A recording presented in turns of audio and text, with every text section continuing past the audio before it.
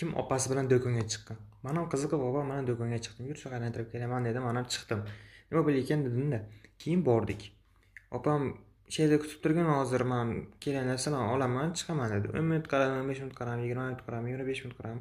Qarasam yarim soat opam chiqmayapti. Kelish yo'q dedim, sana biror nima ol deb. Любой bitta magazinga kirdim. Endi magazinga kirishdan oldin bitta narsa bor-da, klient bilan sotuvchini o'rtasidagi tashqi ko'rinish. Eng yomon narsa erkak kishini sindirayotgan pulsizlik emas, puli yo'qdek ko'rinish. Misol uchun men shunday ko'rdim, puli yo'qdek ko'rgan ekanman. Menga qarab sotuvchi birinchi kirganimdan stranно qarashni boshladi. Stranno g'alati qarashni boshladi. Men bitta kurtka yoqib qoldi, shunday borib ushladim. "Aka, bu nechi pul?" deb so'radim. Aka menga qarab, "Aka, bu 1,5 million" dedi. "Aka, naqd to'layman" dedi. Tipa Instagram videolarni ko'rganman-da, men ham kakar baksilazalar ichib olib kirganman yoqqa. Ko'p xarajat qilaman deb. 1,5 million dedi. Naqd to'layman. Lekin aka, uzr, lekin buni sizga sotolmayman dedi. "Aka, nimaga sotolmaysiz?" dedim. "Aka, bu qizlarniki" deyapti. "Hay, qizlarniki bo'lsa, yozib qo'ymaysizlarmi qizlarning do'koni" deb. Mana manekenlarni turibdi.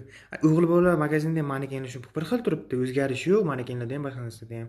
Hatto shu manekenlarda basharasini bunday olib bizdan yoshligimizda manekenlarni qizlar bilan o'g'il bolalarnikini ajratib qo'yish uchun hatto bitta manekenni yalang'och qo'yardi. Lekin